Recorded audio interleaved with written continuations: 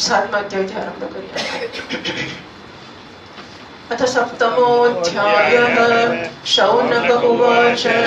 निर्गते नारदे सूत भगवान् बादरायणः श्रुतमास्तदभिप्रेतं ततः किमकरोत् विभुः. सूत उवाच. ब्रह्मनद्यां सरस्वत्याम् आश्रमं पश्चिमे तटे शम्याप्रास इति प्रोक्त ऋषीणां सत्रवर्धनः. तस्मिन् स्व आश्रमे व्यासो बदरीषण्डमण्डिते आसीनोपस्पृश्य प्रणिदग्धो मनस्वयं भक्तियोगेन मनसि सम्यक् प्रणिहिते मले अपश्यत् पुरुषं पूर्वं मायां च तदपाश्रयां यया सम्मोहितो जीव आत्मानं त्रिगुणात्मकं परोऽपि मनुते नर्थं तत्कृतं चाभिपद्यते अनर्थोपशमं साक्षात् भक्तियोगमधोक्षजे लोकस्याजानतो विद्वांश्चक्रे सात्वतसंहितां यस्यां वैश्रूयमाणायां कृष्णे परमपुरुषे भक्तिरुपद्यते पुंसः शोकमोहभयापहा स संहितां भागवतीं कृत्वानुक्रम्य चात्मजम् शुभमध्यापयामास निवृत्तिरतं मुनिः. નારદજીની કથા ગઈકાલે જોઈ આપણે અને હવે આગળ અશ્વત્થામા દ્વારા દ્રૌપદીના પુત્રો મરાયા અને અર્જુન દ્વારા અશ્વત્થામાનું માનવર્ધન થયું એની કથા આવે છે. શ્રી સૌનકજી પૂછે છે સૂતજી, સર્વજ્ઞ અને સર્વશક્તિમાન વ્યાસ ભગવાને નારદજીનો અભિપ્રાય સાંભળી લીધો, કારણ કે વ્યાસજીમાં ખેદ જન્મ્યો હતો. આટલા બધા પુરાણોની રચના કરીને બધું કર્યા પછી પણ ખેદ જન્મ્યો. ત્યારે એમણે ચિંતા કરી કે શું થયું, કેમ આવું થાય છે, મારે શું કરવું જોઈએ. અને ત્યારે એમના મનમાં પણ લાગ્યું કે મેં ભગવાનની ભક્તિને માટે કંઈ કર્યું નથી, એનું સાધન નથી બતાવ્યું. અને નારદજી હવે એમણે પણ બતાવ્યું કે તમારે ભગવાનની ભક્તિના સાધનનું નિરૂપણ કરવું જોઈએ, જેના દ્વારા ભગવાનની પ્રાપ્તિ કરી શકાય. અને એને સમર્થન આપતા એમણે પોતાના પૂર્વ જીવનની કથા પણ કહી કે કેવી રીતે ભગવાનની ભક્તિ મારામાં જન્મી અને એને કારણે હું આ બીજા જન્મમાં દેવર્ષિ નારદ બની શક્યો. આ બધી કથા થઈ ગઈ. એના પછી વેદવ્યાસજી શું કર્યું, તો કહે છે કે હવે વેદવ્યાસજીએ શું કર્યું, નારદજીનો અભિપ્રાય સાંભળ્યા પછી સૂતજી કહે છે, શ્રી સૂતજી કહે છે, બ્રહ્મ નદી સરસ્વતીના પશ્ચિમ કિનારા ઉપર શમ્યાપ્રાસ નામનો એક આશ્રમ છે. ત્યાં ઋષિઓના યજ્ઞ ચાલ્યા જ કરતા હોય છે. ત્યાં વ્યાસજીનો પોતાનો આશ્રમ છે. એને ચારે તરફ બોરના સુંદર વન છે. આ આશ્રમમાં બેસીને એમણે આચમન કર્યું અને સ્વયં પોતાના મનને સમાહિત કર્યું. એમણે ભક્તિયોગ દ્વારા પોતાના મનને પૂર્ણ રીતે એકાગ્ર કર્યું અને નિર્મળ કર્યું અને આદિ પુરુષ પરમાત્મા અને એમના આશ્રય રહેનારી માયાને જોઈ. બદ્રીનાથ ભગવાનથી જરા આગળ ચાલીએ તો ઉપર વ્યાસ ગુફા છે, એટલે એ જગ્યાએ બેસીને એમણે આ કર્યું એવું કહેવાય છે, બદ્રીનાથમાં વ્યાસ ગુફા. આ માયાથી મોહિત થઈને જીવ ત્રણેય ગુણોથી અતીત હોવા છતાં પણ પોતાને ત્રિગુણાત્મક માની લે છે અને આ માન્યતાને કારણે થનારા અનર્થોને ભોગવતો રહેશે. તો ભગવાનનું દર્શન એમણે કર્યું. એમાં પહેલા ભગવાનનું દર્શન થયું, પછી ભગવાનને આશ્રિત માયાનું દર્શન થયું. અપશ્યત પુરુષમ પૂર્વમ, પછી તદાપાશ્રયામ માયામ છ. પહેલા પરમાત્માનું દર્શન કર્યું, પછી પરમાત્માને આશ્રિત માયાનું દર્શન કર્યું. તો જીવ આ માયાને કારણે અનર્થોને ભોગવ્યા કરે છે. અનર્થોની નિવૃત્તિનું સાધન શું છે, તો ભગવાન નિવૃત્તિ નથી કરી શકતો, ભગવાનની ભક્તિ નિવૃત્તિ કરી શકે છે. એટલે અહીં કહે છે આ અનર્થોની શાંતિનું સાક્ષાત સાધન છે કેવળ ભગવાનનો ભક્તિ યોગ. પણ સંસારના લોકો આ વાત નથી જાણતા. આમ સમજીને એમણે આ પરમહંસોની સંહિતા શ્રીમદ ભાગવતની રચના કરી. વેદવ્યાસજીએ ભાગવતની રચના આ રીતે કરી, આ કારણથી કરી. ભગવાનની માયાથી મુક્ત થવાના હેતુથી, મુક્ત કરાવવાના હેતુથી. એના શ્રવણ માત્રથી પુરુષોત્તમ ભગવાન શ્રી કૃષ્ણ પ્રત્યે પરમ પ્રેમમય ભક્તિ થઈ જાય છે, જેનાથી જીવના શોક, મોહ અને ભય નષ્ટ થાય છે. એમણે આ ભાગવત સંહિતાનું નિર્માણ અને પુનરાવૃત્તિ કરીને એને પોતાના નિવૃત્તિ પરાયણ પુત્ર શ્રી સુખદેવજીને ભણાવી. 9મા શ્લોકથી शौनक उवाच स वै निवृत्तिनिरतः सर्वत्रोपेक्षको मुनिः तस्य वा बृहती नेतामात्मा रामस्तमभ्यसत्। सूत उवाच आत्मा रामश्च मुनयो निर्ग्रन्था अप्युरुक्रमे कुर्वन्त्यहैतुकीं भक्तिमित्थं भूतगुणो हरिः। हरेर्गुणाक्षिप्तमतिर्भगवान् बादरायणिः अद्य रामकथाख्यानं नित्यं विष्णुजनप्रियः। परीक्षितोऽथ राजर्षे जन्म कर्म विलापनं संस्थां च पाण्डुपुत्राणां वक्ष्ये कृष्णकथोदयम्। यदा वृथे कौरवसञ्जयानां वीरेष्वतो वीरगतिं गतेषु प्रबोधरा विद्तगदा विमर्श भग्नोरुदण्डे युतराष्ट्रपुत्रे भर्तृप्रियं द्रोणीति स्म पश्यन् कृष्णासुतानां स्वपतां शिरांसि उपाहरणविप्रियमेव तस्य जुगुप्सितं कर्म विगर्भयन्ति माता शिशूनां निधनं सुतानां निशम्य घोरं परितप्यमाना तदा हृदबाष्पफलाकुलाक्षी तां सान्त्वयन्नामकीटमाली तदा शुचस्ते प्रवृजामि भद्रे यद्ब्रह्मवन्तो शिरहाततायिनः गाण्डीवमुक्ते विशिखैरुपाहरे त्वारम्ययस्यास्य दत्तपुत्रा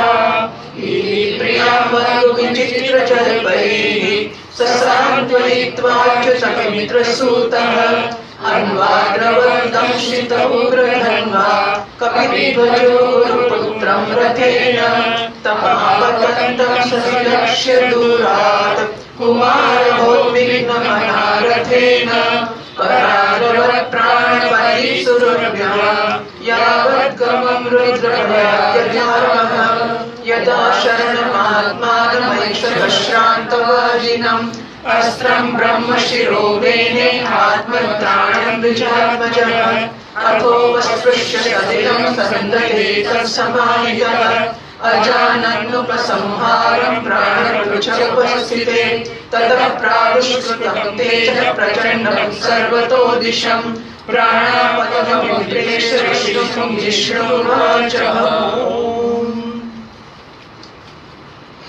શ્રી શૌનકજી પૂછે છે શ્રી સુખદેવજી તો અત્યંત નિવૃત્તિપરાયણ છે, એમને કોઈ વસ્તુની અપેક્ષા પણ નથી, એ સદા આત્મામાં રમણ કરે છે, પછી એમણે શા માટે આ વિશાળ ગ્રંથનું અધ્યયન કર્યું? ભાગવતનું અધ્યયન કરવું એટલે શું? એમણે શા માટે કર્યું? શ્રી સૂતજી કહે છે જે લોકો જ્ઞાની છે, અત્યંત પ્રસિદ્ધ શ્લોક છે આત્મા રામાશ્ચ મુનયઃ નિર્ગ્રંથાભ્યોરુક્રમે કુર્વન્તિ અહેતુકીમ ભક્તિમ ઇત્થં ભૂત ગુણો હરિહી. એક પેન્શન આપી દો કે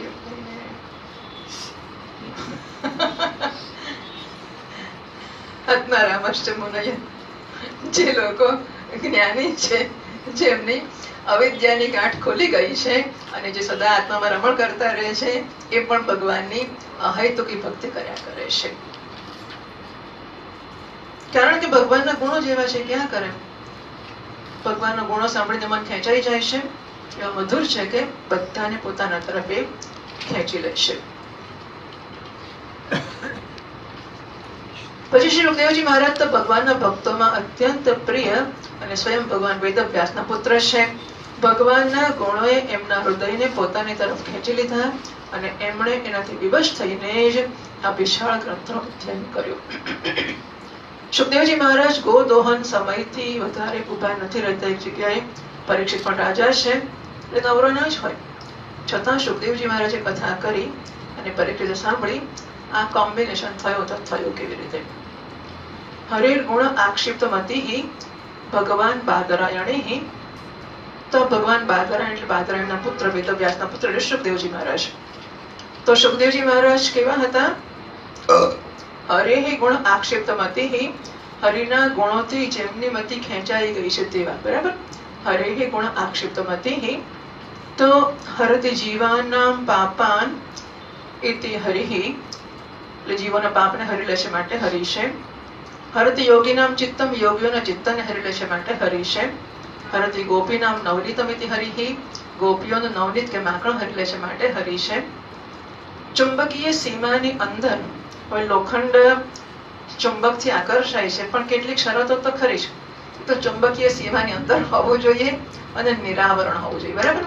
જો કપડાની અંદર રાખ્યું હોય તો એ થાય, પાતળું કપડું હોય તો, પણ ખોખાની અંદર રાખ્યું હોય તો ના અસર થાય. એટલે ચુંબકીય ક્ષેત્રની અંદર હોવું જોઈએ ને નિરાવરણ લોખંડ હોવું જોઈએ તો ચુંબક ખેંચી લે છે. એવી રીતે ચિત્ત શુદ્ધ હોય અને સાધના તીવ્ર હોય તો હરિથી ખેંચાય. એટલે હરિની કથા થાય છે એટલે બધાને આકર્ષણ જન્મે એવું નથી. કોને જન્મે? જેના ચિત્તમાં શુદ્ધિ હોય અને જેનું ચિત્ત ઈશ્વર પ્રત્યે આકર્ષાયેલું હોય, કે સાધના અત્યંત તીવ્ર હોય, ત્યારે પછી ભગવાન પ્રત્યે આકર્ષણ જન્મતું હોય છે. આક્ષિપ્તમતી તો કહેવાય છે કે સુખદેવજી મહારાજ જ્યારે જન્મ પછી ઘર છોડીને ચાલી નીકળ્યા ત્યારે રસ્તે જતા એટલે વ્યાસજી પાછળ પાછળ પુત્ર પુત્ર કરીને દોડી રહ્યા છે. એમને બોલવામાં છે, કારણ કે ભાગવત લખ્યું છે, ભણે ને પ્રચાર કરે તો બધા સુધી પહોંચે. એ તો પહોંચે કેવી રીતે? એટલા માટે સુખદેવજી મહારાજ જાય છે, એની પાછળ એમના પિતા દોડી રહ્યા છે. પણ સુખદેવજી મહારાજ કોઈ રીતે પકડમાં આવતા નથી, પકડાતા નથી, અને એ એમને કહે કે તમે પાછા આવો, એ થતું નથી. ત્યારે પછી વેદવ્યાસજી એવું કર્યું કે એમના 2 શિષ્યોને ભાગવતના 2 શ્લોકો શીખવ્યા અને એ 2 શ્લોકોને લઈને એમને મોકલી આપ્યા. તો સુખદેવજી મહારાજ પસાર થાય છે, કોઈક જગ્યાએ સ્નાન વગેરે કર્યું છે અને સમાધિમાં બેઠા છે, ત્યારે એક વૃક્ષ પરથી એક શ્લોક સંભળાયો. બર્હાપીડ નટવરવપુઃ કર્ણયોઃ કર્ણિકારમ બિભ્રદ્વાસમ કનક કપિશમ વૈજયંતીમ ચ માલામ. તો ભગવાનનું સુંદર વર્ણન થઈ રહ્યો છે. બર્હાપીડમ એટલે એમણે મોરના પીછાનો મુગટ ધારણ કર્યો છે. નટવરવપુઃ સુંદર શ્રેષ્ઠ નટ જેવું શરીર છે, એમનો વિગ્રહ છે. કર્ણયોઃ કર્ણિકારમ 2 કાનમાં સરસ મજાના કર્ણના ફૂલ લગાડેલા છે. આમ સુંદર ભગવાનનું રૂપનું વર્ણન કરવામાં આવ્યું. આ રૂપના વર્ણનથી આકર્ષાયા સુખદેવજી મહારાજ. તો એમને થયું કે આવા સુંદર રૂપ છે તો ગુણ કેવા હશે. તરત બીજો શ્લોક આવ્યો. અહો બક્યમ સ્તન કાલકોટમ જીઘામ સયા પાયદ અપી અસાધ્વી લેવે ગતિ તાત્યુચિતામ.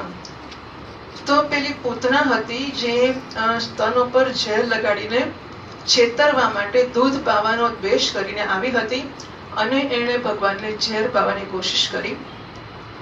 એમ કરવાથી ભગવાનને મારવા માંગતી હતી. એને પણ લેભી ગતિમ ધાત્રી ઉચિતામ.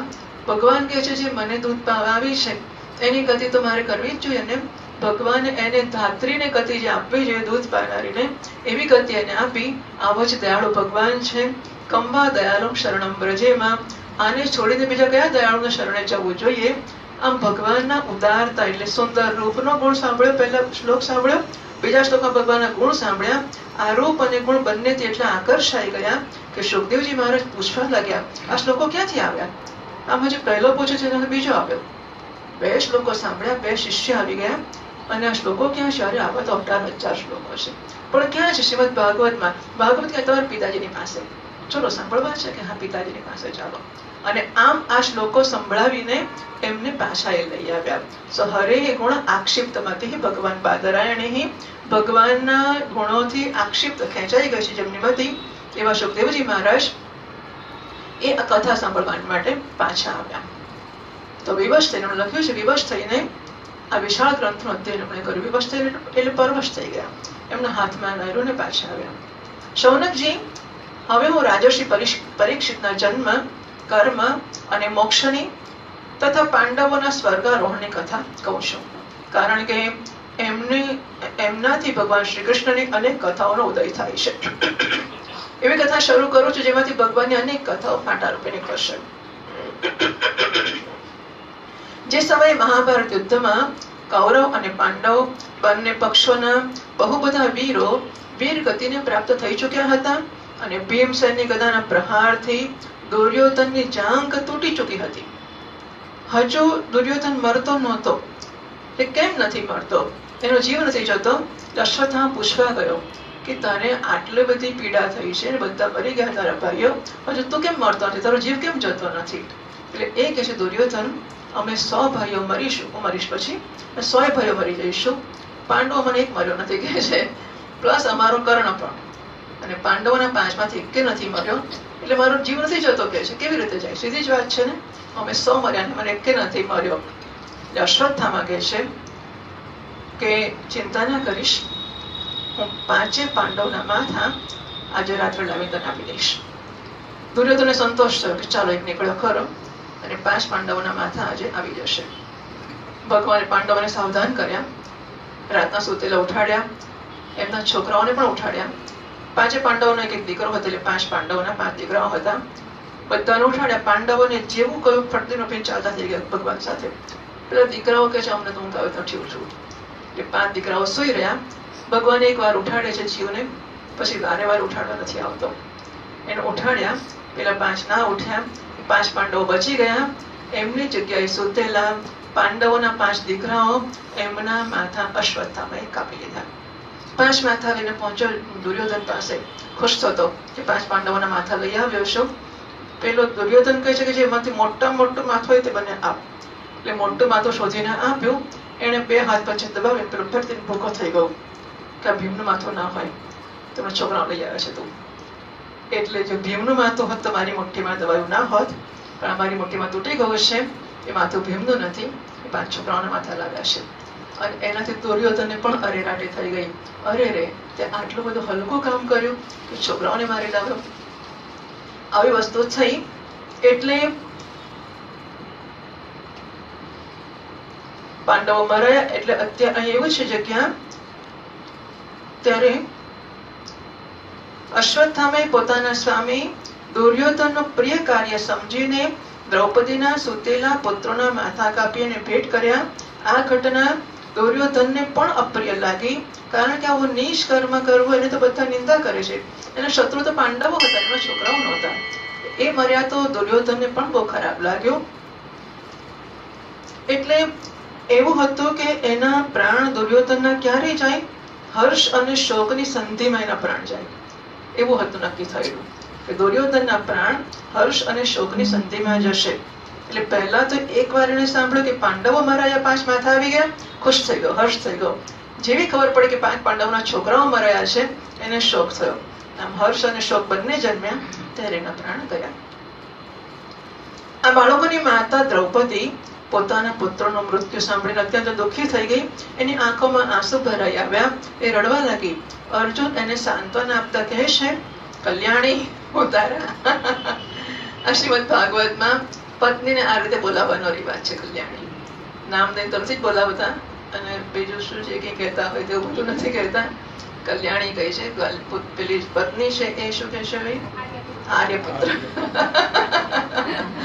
પત્ની પતિને આર્યપુત્ર કહીને બોલાવે છે, અને પતિ પત્નીને કલ્યાણી કહીને બોલાવે છે. એને કલ્યાણી કહેશો તો કલ્યાણ કરનારી થશે ને, એને દુષ્ટા કહેશો તો દુષ્ટ. જેવું આપણે એટલે નામકરણ બહુ મોટી વસ્તુ છે. જે નામથી બોલાવીશ એ નામના ગુણો એનામાં જન્મશે. કલ્યાણી, તારા આંસુ હું ત્યારે લૂછીશ જ્યારે એ આતતાઈ અધમ બ્રાહ્મણનું માથું ગાંડીવ ધનુષ્યના બાણોથી કાપીને હું તને ભેટ કરીશ.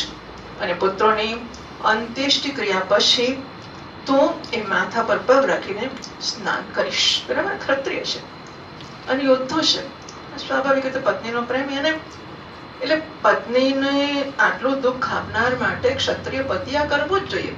અર્જુન જેવો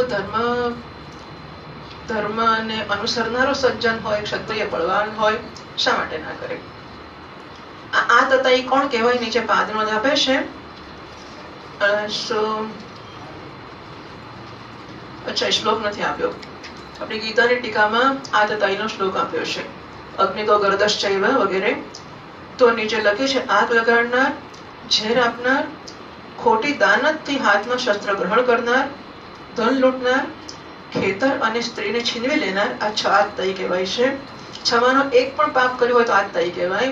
દુર્યોધન કંપનીએ 6 પાપ કરેલા અને પાંડવો જોડે જ કરેલા. એમને આગ લગાડી હતી લાક્ષાગૃહમાં, ઝેર આપ્યું હતું, એકવાર ભીમને લાડુમાં ઝેર આપી દીધું હતું.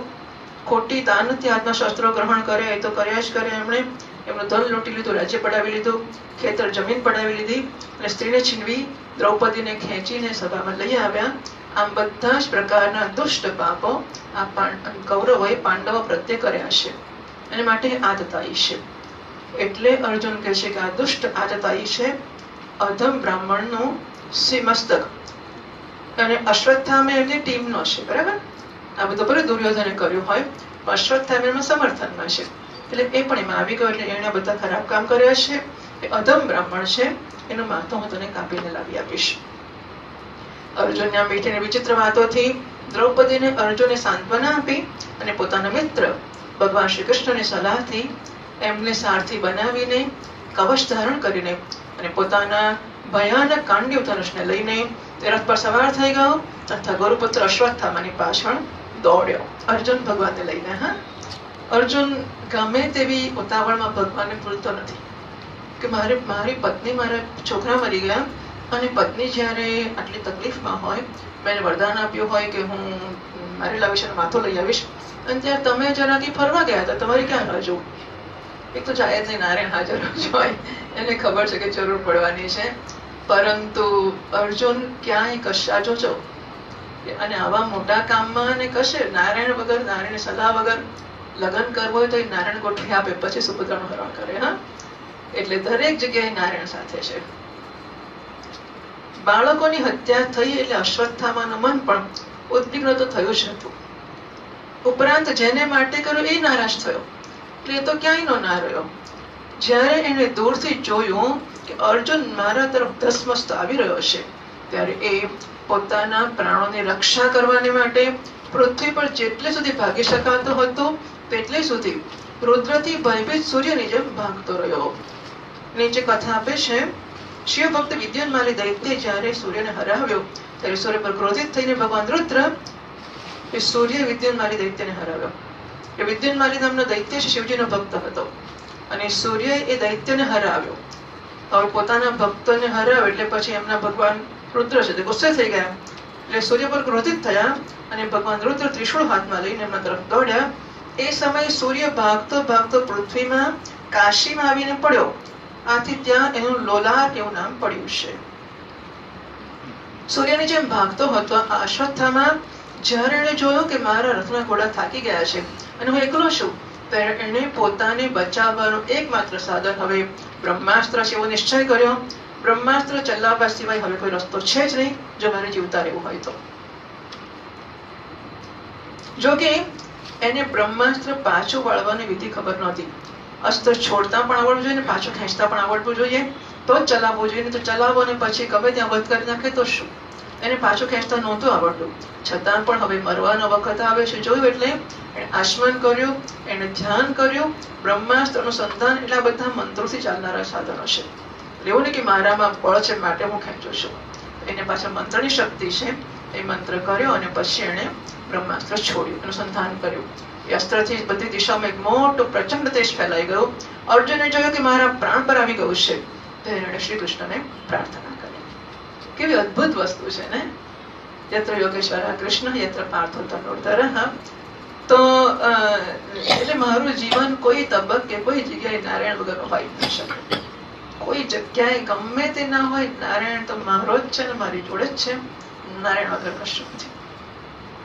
22મા શ્લોકથી અર્જુન ઉવાચ કૃષ્ણ કૃષ્ણ મહાબાહો ભક્તાનામ ભયંકર તમેકો દયમાનાનામ અપવર્ગોસि સંસ્કૃતેઃ ત્વમાદ્યઃ પુરુષः સાક્ષાत् ઈશ્વરः પ્રકૃતેઃ પરઃ માયાવ્યુદસ્ય ચિત્શક્ત્યા કૈવલ્યે સ્થિત આત્મનિ સ એવ જીવલોકસ્ય માયા મોહિતચેતસઃ વિદસ્ય સ્વેન વીર્યેણ શ્રેયો ધર્માદિલક્ષણम् તથાયં ચાવતારસ્તે ભુવો ભારવિદીર્ષયા સ્વાનાં ચાનન્ય ભાવાનાં અનુધ્યાનાય ચાસકૃત કિમિનસ્મિતિ કુતો વેતિ દેવ દેવ ન વેદ્યમં સર્વતો મુખ માયાતિ તેજ પરમ દારુણમ.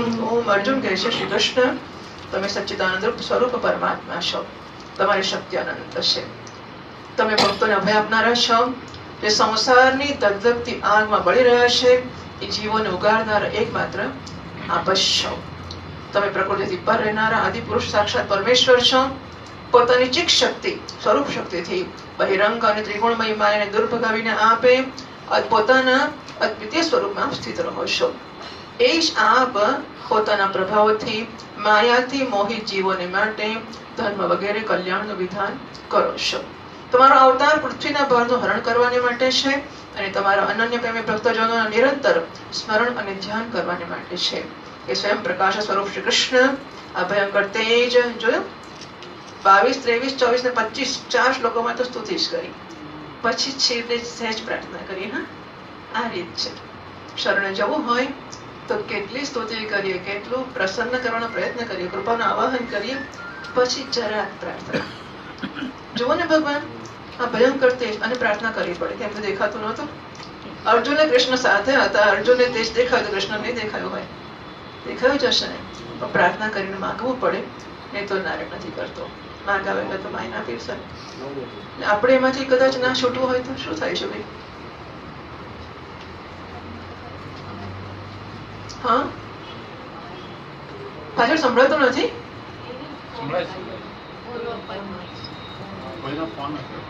હા બસ એટલે નથી ને વાંધો ભાઈ. તો ભગવાનને દેખાયું જ હોત ને.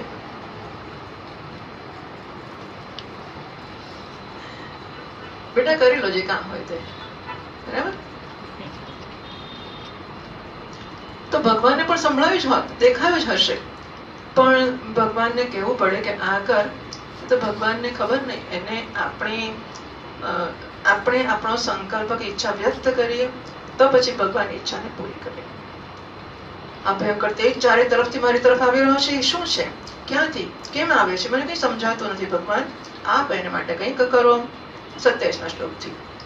શ્રી ભગવાન ઉવાચ વેદેદં દ્રોણપુત્રસ્ય બ્રાહ્મણમસ્ત્રં પ્રદર્શિतं નૈવાસૌ વેદ સંહારં પ્રાણબાધ ઉપસ્થિતે ન યસ્યાન્યતમં કિંચિદસ્ત્રં પ્રત્યવકર્ષણં જયસ્તતેજ ઉન્નતમસ્ત્રજ્ઞો યસ્તતેજસા.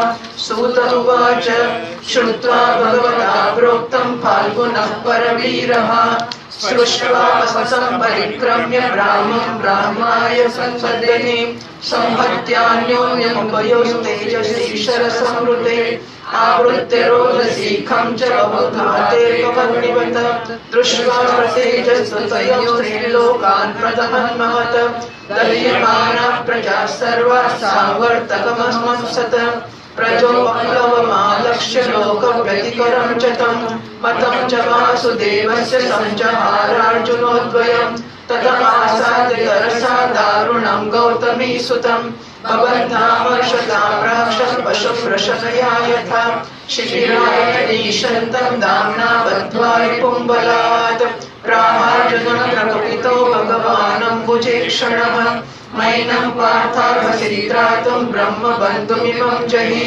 योऽसावनागसुप्ता नवधीनिशिबालकान् मत्तं प्रमत्तमुन्मत्तं सुप्तं बालं स्त्रियं जडं प्रपन्नं विरतं भीतं न रिपुंहन्ति धर्ममित सप्राणाय परप्राणे प्रपुष्णाद्यगुणफलः तद्वतस्तस्य निःश्रेयो यद्दोषाद्यात्यतः पुमान् प्रतिश्रुतं च भवता पाञ्चाल्ये शृण्वतो आहरिष्ये शिरस्तस्य यस्ते मानिनि पुत्रः तदसौ वद्यतां पाप आततायात्मबन्धुः भर्तृश्च विप्रियं वीरकृतवान् कुलपासनः एवं परीक्षता धर्मं पार्थः कृष्णेन चोदितः नैच्छन्तुं गुरुसुतं यद्यप्यात्महनं महान् अथोपेत्य स्वशिबिरं गोविन्दप्रियसारथिः ज्ञानेदत्तं प्रियाय शोचन्त्या आत्मजान्हतान् तथा वृतं पशुवत् पाशबद्धम्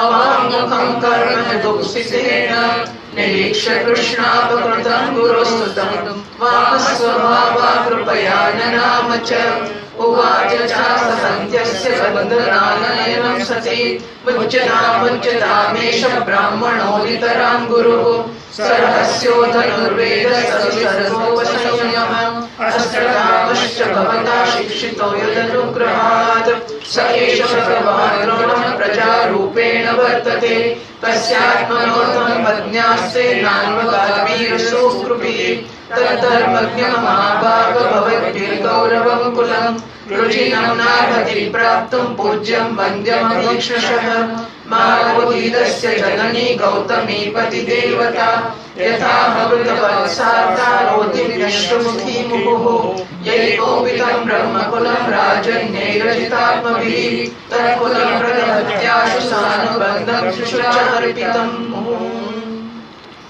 भगवान कहશે અર્જુન અશ્વત્થામાનું છોડેલું બ્રહ્માસ્ત્ર છે.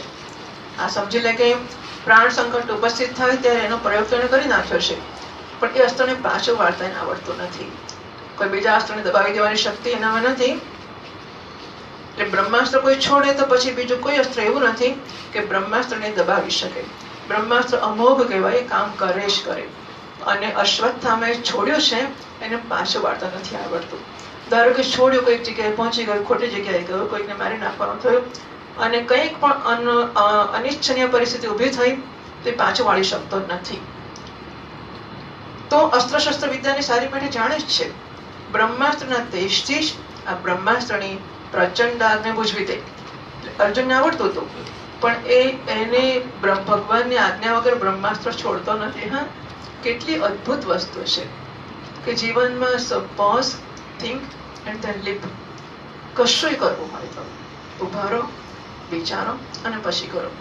મન થવાની વાત જ નથી, તૂટી જ પડ્યા પછી યાદ આવે કે મન થયું હતું.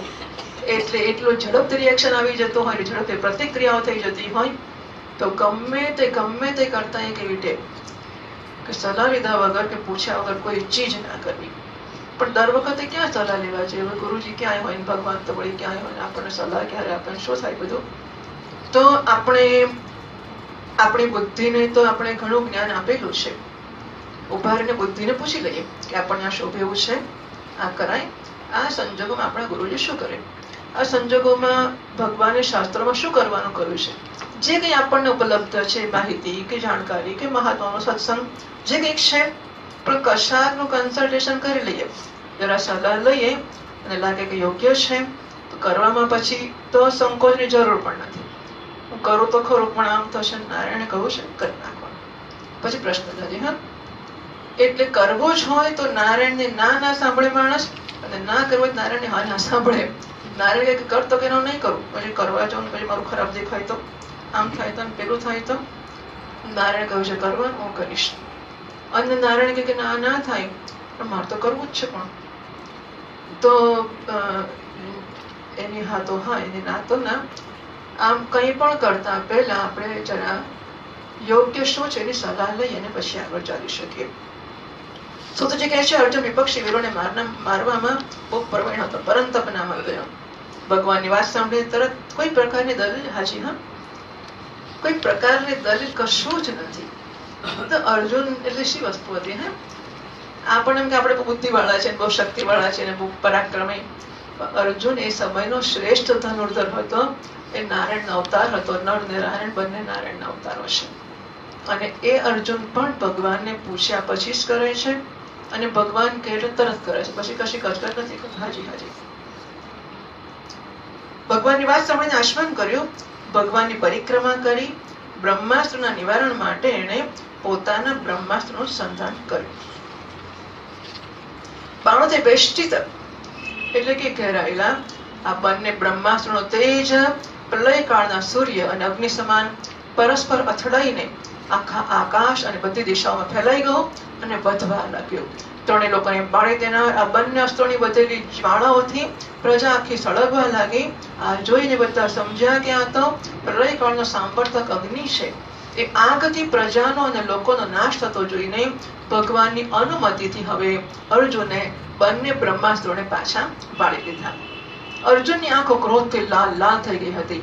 એને અત્યંત ઝપટીને એટલે પેલાનો બ્રહ્માસ્ત્ર કહ્યું એટલે એનો કવચ જતો રહ્યો. એટલે હવે તેના હાથમાં કશું હતું જ નહીં. એકદમ આક્રમણ કરીને ક્રૂર અશ્વત્થામાને પકડી લીધો, અને જેમ દોરડાથી પશુને બાંધવામાં આવે છે એમ અશ્વત્થામાને અર્જુને બાંધી લીધો.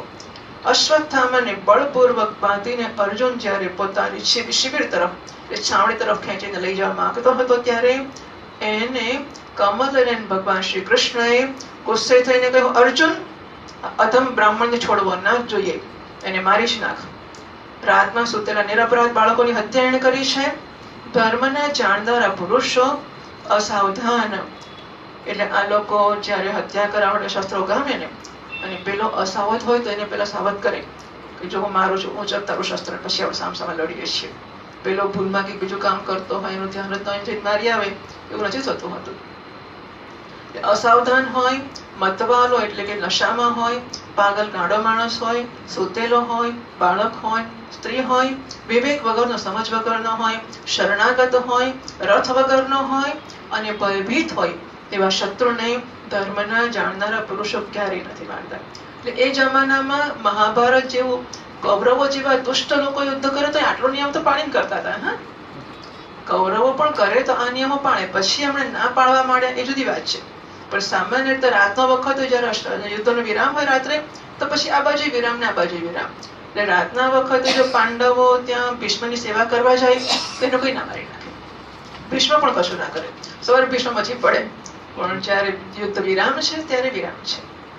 પરંતુ જે દુષ્ટ અને ક્રૂર પુરુષ બીજાઓને મારીને પોતાના પ્રાણનું પોષણ કરે છે, એનો તો વધ જ કરવો એને માટે કલ્યાણકારી છે. કારણ કે એની આદતને લઈને જો એ જીવતો રહેશે તો વધારે પાપ કર્યા કરશે અને પાપોના કારણે એ નરકમાં જશે.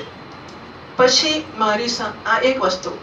બીજું, મારી સામે જ તે દ્રૌપદી સાથે પ્રતિજ્ઞા કરી હતી કે હે માનવતી, જેણે તારા પુત્રનો વધ કર્યો છે એનું માથું હું તારે લઈ આવીશ. માટે હવે તો માથું કાપી નાખેલું. આ ભગવાનની કુશળતાઓ છે. હા, આ જ ભગવાન. ત્યારે ગીતાની અંદર પશ્યેતાન સમવેતાન કુરુ. બસ અર્જુન બે રથની વચ્ચે લઈ જઈને પોતાનો, બે સેનાની વચ્ચે લઈ જઈને પોતાનો રથ મૂકવાનો કહ્યો અને લઈ જઈને મૂક્યો મહારાજે. અને પછી ધીમે ધીમે મમરો મૂકી આપ્યો. જો આ બે સેનાઓના યોદ્ધાઓ તારા કૌરવ આપણા સ્વજનો ભેગા થયા છે, તું જો. આ કહ્યું ને એની સાથે અર્જુનના મનમાં કંઈક શરૂ થઈ ગયું. એમ અહીં અર્જુન શેને માટે અશ્વત્થામા લાવ્યો તો? પંપાળવા માટે લાવેલો. અર્જુન અશ્વત્થામાને શેને માટે પકડી લાવેલો? મારી નાખવાનો. માથું કાપત લાવ્યો હતો ને, તો ના કાપત માથું, કહેવાની શી જરૂર હતી? બરાબર. ભગવાને દયાથી વચ્ચે મમરો મૂક્યો. મારી જ નાખવો જોઈએ તો મારી જ નાખો. આ પાપી કુલાંગાર, કુલાંગાર એટલે કુળને આખાને પાળનારો અંગારો જન્મ્યો છે. એ આત્માએ તારા પુત્રનો વધ કર્યો છે અને પોતાના સ્વામી દુર્યોધનને પણ દુઃખ પહોંચાડ્યું છે. આથી અર્જુન એને મારી જ નાખો. ભગવાન શ્રી કૃષ્ણ અર્જુનના ધર્મની પરીક્ષા કરી રહ્યા હતા. એને માટે એમણે એને આ પ્રેરણા કરી. અર્જુન જાણે છે કે ભગવાન બ્રાહ્મણના ભક્ત છે અને ભગવાન ક્યારેય બ્રાહ્મણની હત્યા કરવાનું કહે છે નહીં. છતાંય જયારે કહે છે કે બ્રાહ્મણની હત્યા કર, ત્યારે એનો અર્થ એવો ના જ હોઈ શકે કે બ્રાહ્મણની હત્યા કરવી. બરાબર છે? આટલી અક્કલ અર્જુનને હોવી જોઈએ. એની પરીક્ષા ભગવાન કરી રહ્યા છે. તમે તો કહ્યું, તમે મેં તો બધું કહ્યું, તારી અક્કલ હતી કે નહોતી? બરાબર. એટલે શાસ્ત્ર પ્રમાણ છે, પણ શાસ્ત્રના પ્રામાણ્યનો ઉપયોગ ક્યાં કેટલો કરવો. અને શાસ્ત્ર કહેતો હોય કે અગ્નિશીત હશે, તો શાસ્ત્ર કહે છે માનવું કે નહીં માનવાનું? શાસ્ત્ર કહેતો હોય, શાસ્ત્ર પ્રમાણ છે તો નારાયણ પ્રમાણ નથી. નારાયણ કહે છે કે મારી નાખ, તો નારાયણની આજ્ઞાનું પાલન કરવાનું. આગળ જ આવી કે અર્જુન આજ્ઞાની પાલન કરનારો હતો. હા, તો હવે જયારે નારાયણ આજ્ઞા કરે કે માથું કાપી નાખ, તો આજ્ઞાનું પાલન કરવાનું કે નહીં કરવાનું? નહીં. જુઓ, આજ્ઞાના પાલનમાં કેવી અક્કલની અપેક્ષા છે.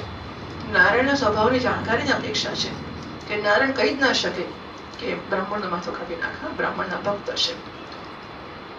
અર્જુનના ધર્મની પરીક્ષા લેવા માટે આવી પ્રેરણા કરી, પણ અર્જુન હૃદય મહાન હતું. જોકે અશ્વત્થામાએ એમના પુત્રોની હત્યા કરી હતી, પરંતુ અર્જુનના મનમાં ગુરુપુત્રને, અશ્વત્થામાના પિતા દ્રોણાચાર્ય એ અર્જુનના ગુરુ હતા. અર્જુન દ્રોણાચાર્યનો બહુ લાડકો શિષ્ય હતો. ગુરુપુત્રને મારવાની ઈચ્છા ના થઈ. આ પછી પોતાના મિત્રને સાથે, શ્રી કૃષ્ણની સાથે પોતાના યુદ્ધ શિબિરમાં પહોંચ્યો. ત્યાં પોતાના મૃત પુત્ર માટે શોક કરતી દ્રૌપદીને આ અશ્વત્થામાને લાવીને સોંપ્યો કે લે ભાઈ, તારો શત્રુ પકડીને લાવ્યો છું, તને સોંપું છું. દ્રૌપદીએ જોયું કે અશ્વત્થામા પશુની જેમ બાંધીને એને લાવવામાં આવ્યો છે. નિંદિત કર્મ કર્યું છે માટે એનું મોઢું નીચેની તરફ ઝૂકેલું છે. શરમ કેવી હશે? અશ્વત્થામા બ્રાહ્મણ છે, ગુરુપુત્ર છે, અને સ્ત્રીને, છોકરા મારીને સ્ત્રીની સામે લાવીને મૂક્યો એને કે આ તારો અપરાધી. અરે રામ રામ, એને કેવી ભયંકર લજ્જા થઈ જશે. કારણ કે દુર્યોધને ખુશ ના કરી શકે, બધેથી રહી ગયો ને. અર્જુન અશ્વત્થામા જે કઈ કરવા ગયો એ કશું સારું નાશ કરી શક્યો? આટલું હીન કામ કર્યું, ઘૃણાને યોગ્ય કામ કર્યું, અને એમ કરીને પાછો પકડાઈ ગયો અને એ માથું નીચું નાખીને આવવું પડ્યું. બહુ સખત શરમ થઈ. અને પોતાનું અનિષ્ટ કરનારા ગુરુપુત્ર અશ્વત્થામાને આ પ્રકારે અપમાનિત જોઈને દ્રૌપદીનું કોમળ હૃદય કૃપાથી ભરાઈ આવ્યું. જો ને તો દ્રૌપદી ક્ષત્રિયાણી છે, હા, એ કઈ કાચી નથી. એ કહી શકે કે જ લાગનો છે. દ્રૌપદી પોતે મારી નાખી શકી હોત. દ્રૌપદી ગમે તે વસ્તુ નથી, એ સાક્ષાત નારાયણનો અવતાર જ છે. દ્રૌપદી કૃષ્ણ નામ છે, તો દ્રૌપદી આ કરી શકી હોત. પણ દ્રૌપદી અત્યંત વ્યથિત થઈ ગઈ, હૃદય કૃપાથી ભરાઈ ગયું.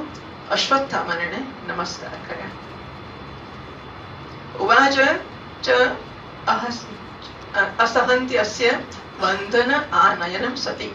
આ સતી આ સહન ના કરી શકી કે બાંધીને લાવવામાં આવ્યો છે. મુચ્યતામ મુચ્યતામ યશઃ બ્રાહ્મણો નિતરામ ગુરુઃ. આ બ્રાહ્મણ તો હંમેશા ગુરુ જ હોય છે. મુચ્યતામ મુચ્યતામ યશ, એને છોડી દો છોડી દો. બ્રાહ્મણ તો હંમેશા ગુરુ જ છે. એ મારી નાખ્યા જે હોય તે. તારા છોકરાઓને મારી નાખ્યા, ભલેને મારી નાખ્યા. અર્જુને પ્રતિજ્ઞા કરી, ભલે કરી, જે હોય તે. બ્રાહ્મણ કોઈ પણ સંજોગોમાં આદરણીય છે. બ્રાહ્મણ હંમેશા, આ તો ગુરુનો પુત્ર છે, પણ બ્રાહ્મણ છે એટલા માટે જ ગુરુ છે. બ્રાહ્મણનો અનાદર કે તિરસ્કાર થઈ જ ન શકે. બ્રાહ્મણ અવધ્ય છે. કેમ અવધ્ય છે? કારણ કે સાત્વિક છે, ભગવાનની શોધ કરનારો છે. જો બ્રાહ્મણ પાસે આપણી સંસ્કૃતિની અપેક્ષાઓ છે કે બ્રાહ્મણ જનોઈ પહેરસ માટે બ્રાહ્મણ છે, બ્રાહ્મણ મા બાપને ઘર જન્મવા માટે બ્રાહ્મણ છે. એ તો ખરું જ ખરું. એને પોતાનું બ્રાહ્મણ પણ સિદ્ધ કરીને બતાવવાનું છે. ક્ષત્રિય કેવી કર્તવ્ય, તો ક્ષત્રિય છે. ક્ષત્રિય હોય તો પછી એનામાં ક્ષત્રિયપણું જે અપેક્ષિત છે, ધર્મયુદ્ધ કરવાનું હોવું જોઈએ. એમ બ્રાહ્મણ હોય તો બ્રાહ્મણપણાની અપેક્ષા એની પાસે છે, એને પૂરી કરવાની નહીં. બ્રાહ્મણ શું કરે છે કે બ્રાહ્મણ ભગવાનની શોધ કરનારો છે. એટલે જો બ્રાહ્મણની હત્યા થશે તો એક સાધક ઓછો થશે, ભગવાનને શોધનાર ઓછો થશે. માટે બ્રાહ્મણની હત્યા ના કરવી જોઈએ. બીજું, ગુરુપુત્રના રૂપમાં ગુરુ પોતે છે. આગળ કહેશે, એ કહે છે હમણાં છોડી દો. આ બ્રાહ્મણ આપણે માટે અત્યંત પૂજનીય છે. જેમની કૃપાથી આપે દ્રૌપદી અર્જુનને કહે છે, જે દ્રોણાચાર્યની કૃપાથી આપે રહસ્ય સાથે સમગ્ર ધનુર્વેદ અને પ્રયોગ તથા ઉપસંહાર, શસ્ત્ર છોડવું ને પાછું વળવું, આ બંને સાથે સંપૂર્ણ શસ્ત્ર અસ્ત્રનું જ્ઞાન પ્રાપ્ત કર્યું છે. તે આપણા આચાર્ય દ્રોણ જ આ પુત્રના રૂપમાં આપણી સામે આવીને ઉભા રહ્યા છે. આત્મવય પુત્ર નામાસી અથવા આત્મવય જાયતે પુત્ર, આ ઉપનિષદના મંત્રો છે. વેદો કહે છે કે આત્મા જ પુત્રના રૂપમાં પ્રગટ થતો હોય છે. તો એ જ આત્મા કે દ્રોણાચાર્ય અત્યારે દીકરાના રૂપમાં આવ્યા છે. એ તમારા ગુરુ પોતે જ છે. એમની અર્ધાંગી બીજી, એટલે એક વસ્તુ બ્રાહ્મણ છે માટે ના મરાય. બીજું, ગુરુનો પુત્ર ગુરુ છે માટે ના મરાય. ત્રીજું, એની માતા, મારા પુત્રો મર્યા ને એની માતા હું રડું છું, એ મરશે. એની માતા ગૌતમી રડશે ને, એ રડાવાય નહીં મારાથી. એટલે ખરેખર તો મને જ ખબર છે કે પુત્રના મરવાની પીડા કેવી થાય છે. એ પીડા મેં અનુભવીને હું પીડિત થઈશું. એ પાછી હું એને પણ આપું, એને પણ રડાવું. ઘણી સામાન્ય એવું હોય છે કે મને બરોબર આવું દુઃખ મળ્યું છે ને, હું પણ બરોબર બધો વાળીશ ને દુઃખ આપીશ. પણ જો આ દ્રૌપદી છે, એ કહે છે કે ના ના, મને એ પીડાનો અનુભવ છે. પીડા મારે અશ્વત્થામાની માતાને નથી આપવી. આચાર્ય દ્રોણ આપના પુત્ર સામે પુત્રના રૂપમાં આવીને ઉભા છે. એમની પત્ની દ્રોણાચાર્યની પત્ની કૃપી પોતાના વીર પુત્રની મમતાથી જ પોતાના પતિનું અનુગમન નથી કરી શકી, તો સતી થઈ હોત પતિની પાછળ. દ્રોણાચાર્ય મરાયા ત્યારે કૃપી પણ પાછળ સતી થઈ હોત, પણ કેમ નથી? દીકરાની આસક્તિને કારણે. જે દીકરાની આસક્તિને કારણે એને પતિને છોડ્યાને જવા દીધા, સતી ના થઈ, એ દીકરાને મારી નાખીશું, એ માનીશી દશા થશે. હજુ એ જીવિત છે. એ મહાભાગ્યવાન આર્યપુત્ર જોયો, દ્રૌપદી અર્જુનને સંબોધન કરે છે આર્યપુત્ર, આપ તો મહાન ધર્મજ્ઞ છો. એ કઈ આ ધર્મપત્નીઓ છે. હા, હિન્દુસ્તાનના પત્નીઓનો આ રોલ છે. અર્જુન તો ખોટું કરવાનો જ નહોતો, પણ ધારો કે અર્જુન મારવા જાય, પોતાની પ્રતિજ્ઞા પૂરી કરવા માટે પણ દ્રૌપદીને ખુશ કરવા માટે, ક્ષત્રિયાણીને ખુશ કરવી હોય તો તમે ક્ષત્રિય જો કામ કરીને બતાવો તો જ ખુશ થાય. એની સામે તમે માફ કરો ને આવું તેવું કરો તો ક્ષત્રિયાણી એને મારી નાખે. એટલી જોરવાળી હોય ને સ્ત્રીઓ, એટલી બધી મજબૂત ને એટલી તેજસ્વી હોય.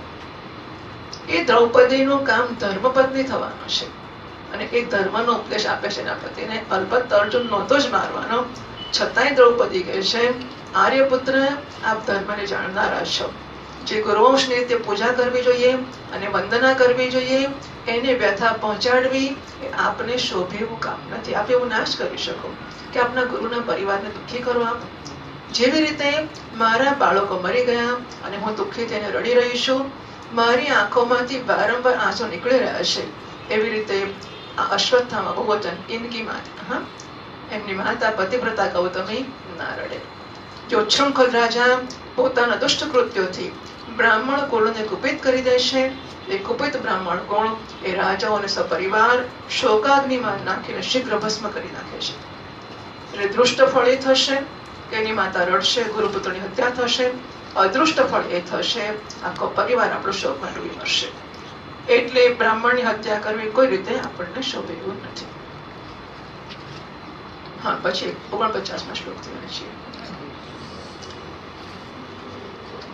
सूत उवाच धर्म्यं न्यायं सकलं निर्व्यलीकं समं महत् राजा धर्मसुतो राज्ञा प्रत्यनन्दध्वजोद्विजाः नकुलस्सह देवश्च युधानो धनञ्जयः भगवान् देवकी पुत्रो ये चान्ये याश्च योषितः तत्राहामर्षितो भीमस्तस्य श्रेयान् वदस्मृतः न बन्धुर्नात्मनश्चार्थे योऽहं सुप्तान् शिशून्वृथा निशम्य भीमगदितं द्रौपद्याश्च चतुर्भुजः आलोक्य वदनं सख्युतमामहसन्निव. श्रीकृष्ण उवाच ब्रह्मबन्धुर्न मन्तव्य आततायि वदार्हणः मयेवोपयमाम्नादं परिपालयनुशासनं गुरुप्रतिश्रुतं सत्यं यत् सान्त्वयता प्रिया प्रियं च भीमसेनस्य पाञ्चाल्या मह्यमेव च. सूत उवाच अर्जुनस्य साज्ञाय हरेर्भारतमथासिना मणिं जहार मूर्धन्यं विजस्य सममूर्धजं विमुच्य रशनाबद्धं बालहत्यार्थं प्रभं तेषां मणिनाहीनं शिबिरान्निर्व्यापयत् वपनं द्रविणादानं स्थानां निर्यापणं तथा एष हि ब्रह्मबन्धूनां वदो नान्योऽस्तितैकः पुत्रशोकातुराः सर्वे पाण्डवाः सह कृष्णया स्वानां मृतानां यत्कृत्यं चक्रुर्निर्हरणादिकम्. સૂતજી કહે છે, શૌનકાદી ઋષિઓ, દ્રૌપદીની વાત ધર્મની ન્યાયને અનુકૂળ હતી. એમાં કપટ નહોતું, કરુણા અને સમતા હતી. દ્રૌપદીના વાક્યના 6 વિશેષણ વાપર્યા છે અહીંયા. ધર્મ્યમ 1, ન્યાયમ 2, સકરુણમ 3, નિર્વ્યલીકમ 4, સમમ 5 અને મહત 6. 6 વિશેષણ દ્રૌપદીના વચન માટે વાપર્યા છે. કે દ્રૌપદીની વાત ધર્મ્ય હતી, ધર્મને અનુરૂપ હતી. ન્યાયમ ન્યાયને અનુકૂળ હતી. સકરુણમ કરુણાથી ભરેલી હતી. નિર્વ્યલીકમ કપટથી મુક્ત હતી. સમમ એમાં સમતા હતી અને મહત મહાન હતી. આથી જ રાજા યુધિષ્ઠિરે રાણીના આ હેતભર્યા શ્રેષ્ઠ વચનોનું અભિનંદન કર્યું. હવે તો 5ની પત્ની હતી, 5ને ખુશ કરવાના હતા. ધર્મરાજા તો ખુશ થઈ ગયા કે વાત બરાબર છે. સાથે નકુળ, સહદેવ, સાત્યકી, અર્જુન, સ્વયં ભગવાન શ્રી કૃષ્ણ પણ અને ત્યાં ઉપસ્થિત બધા નર નારીઓએ પણ દ્રૌપદીની વાતનું સમર્થન કર્યું. બધાને ઠીક છે, બરાબર છે, યોગ્ય છે.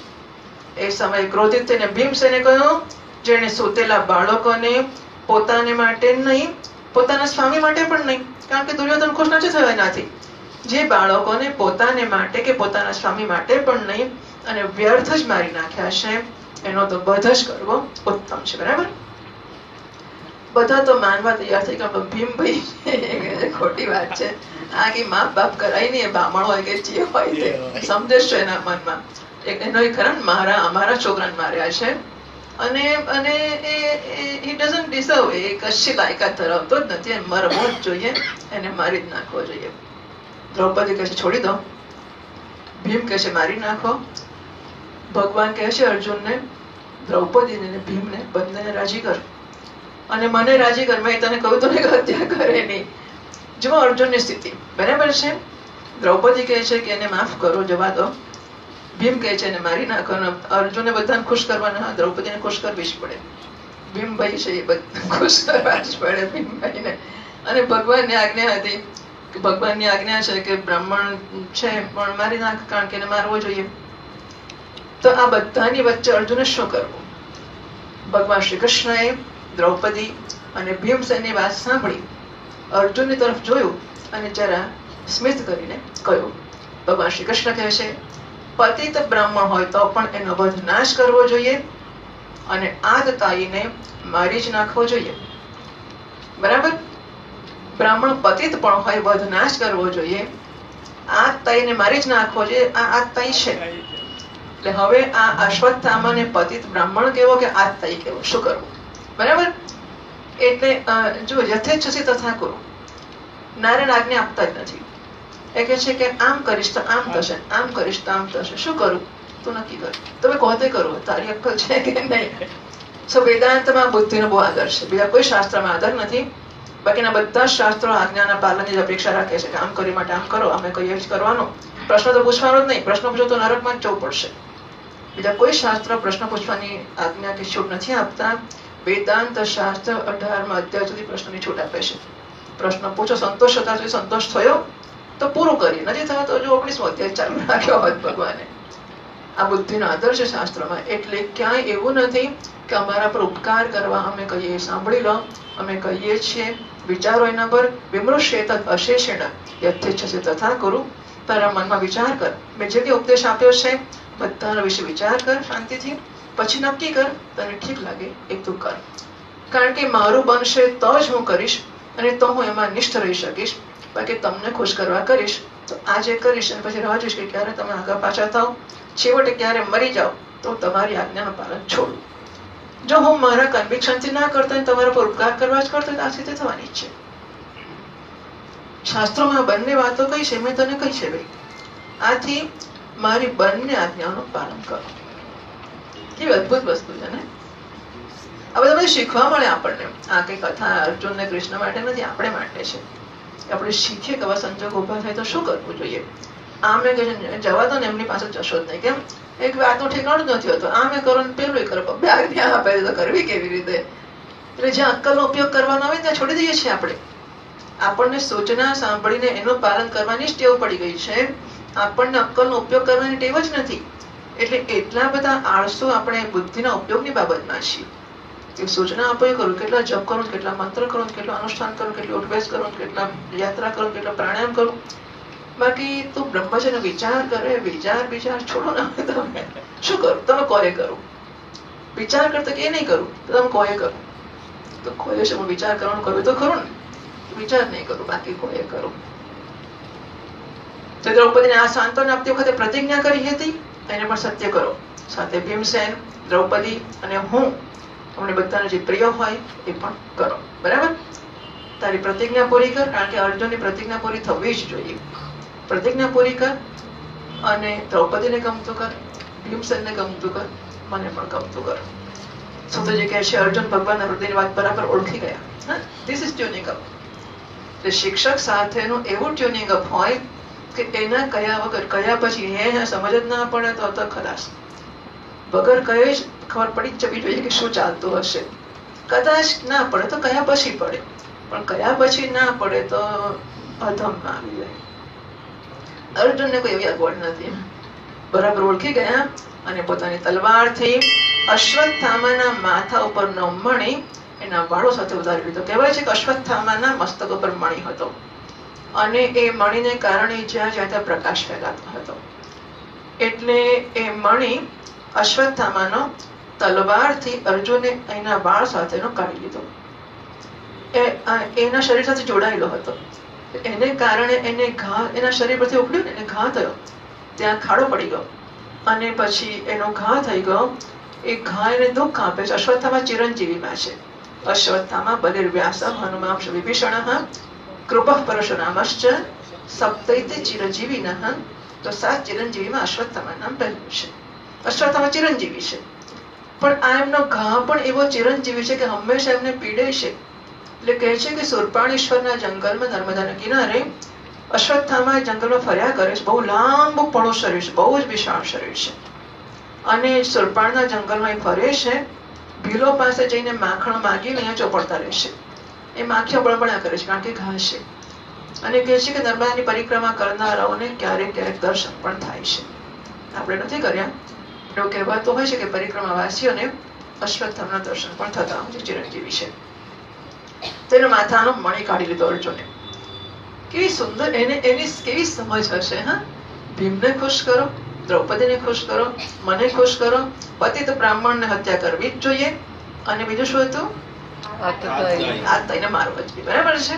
આ બધું એને એક કામમાં પૂરું કર્યું. કેવી રીતે કર્યું? બાળકોની હત્યા કરવાથી એ શ્રી વગરનો એટલે કે ફિક્કો તો પડી જ ગયો હતો. હવે મણી ગયો એટલે શ્રી વગરનો, તેજ વગરનો થયો હતો, અને મણી ગયો એટલે બ્રહ્મ તેજથી પણ એ રહિત થઈ ગયો. સંભાવિતસ્ય ચા કીર્તિઃ મરણાત અતિરિચ્યતે. જે ઉત્તમ પુરુષ છે એનું અપમાન કરવામાં આવે, એના મૃત્યુ કરતા મરણાત અતિરિચ્યતે, મરણ કરતા પણ ચડિયાતું છે. મહાભારતની શરૂઆતમાં ગીતા શીખવી હતી ને ભગવાને, ત્યારે ભગવાને કહ્યું હતું સંભાવિત એટલે અર્જુનને કહ્યું હતું કે તું ભાગી જઈશ દયા કરીને તો દુનિયા ગાશે કે જોયા બાઈલો યુદ્ધ કરવા આવ્યો હતો અને જેવા કૌરવોને જોયા ને બીકનો મારે પૂછડી દબાઈને ભાગ્યો. આમ તારી આબરૂ જશે, અને તું જયારે વનમાં જઈને સમાધિમાં બેઠો હશે, લોકો ત્યાં આવીને ઓળખાવશે, જો પેલો અર્જુન, જો પેલો ભાગી ગયો હતો ને એ, તને મરવા જેવું ખરાબ લાગશે, તારે ભાગી જવું છે, આવું થશે, બોલ તારે જવું છે? એ ગીતામાં ભગવાને શીખવ્યું હતું. યુદ્ધ પછી ભગવાન આ અત્યારે જે પ્રસંગ છે યુદ્ધ પછીનો છે, બધા કૌરવો મરી ગયા છે. યુદ્ધ પછી ભગવાન પેલું શીખ્યું હતું ને એની પરીક્ષા કરે છે કે અર્જુનને આવી સ્થિતિ આવે તો શું કરે છે? બ્રાહ્મણનું અપમાન કરવું એ બ્રાહ્મણનો વધ છે. બરાબર છે?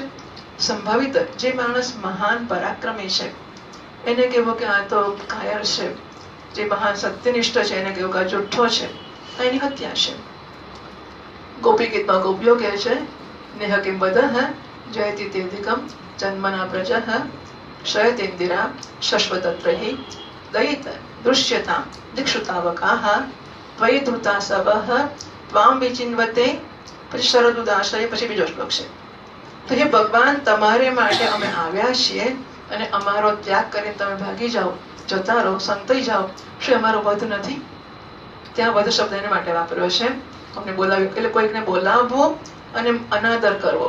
આપણે કંઈક આવજો હું મળીશ અને એ જેવો આવતો દેખાય આપણે પાસે બાંધી જતા રહીએ તો અનાદર છે, આ એનો વધ છે. અર્જુન પરીક્ષામાં પાસ થયા. અહીં એક શ્લોક છે આજ્ઞા ભંગ નરેન્દ્રાણામ, એટલે કે રાજા હોય એની આજ્ઞાનો અનાદર કરવો. વિપ્રાણામ માનખંડનમ, બ્રાહ્મણના માનનો અનાદર કરવો એટલે કે એનું અપમાન કરવું. પૃથક શૈયા છે, નારીના અને સ્ત્રીને પતિ જુદી જગ્યાએ મોકલી આપે. અશસ્ત્ર વિતો વધ, આ બધા શસ્ત્ર વગર થતા વધુ છે. બરાબર છે? એટલે રાજા કે આજ્ઞા કરવાને જે યોગ્ય છે એની આજ્ઞાનું પાલન ના કરવું, રાજા કે આદરણીય જે વ્યક્તિ છે તે એની આજ્ઞાનું પાલન ના કરવું એની હત્યા સમાન છે. અને બ્રાહ્મણનું અપમાન કરવું એ એની હત્યા સમાન છે. સ્ત્રીનો અનાદર કરવો એની હત્યા સમાન છે. એટલે પતિની વાત છે. તો આ કરીને એની હત્યા કરીને, એટલે હત્યા કરવાની આજ્ઞાનું પાલન કેવી રીતે થયું? તો બ્રાહ્મણને નિસ્તેજ કરી નાખ્યો એ એની હત્યા થઈ, અને મારી ના નાખ્યો એટલે બ્રાહ્મણનો વધ ના કર્યો એનું પણ પાલન થયું.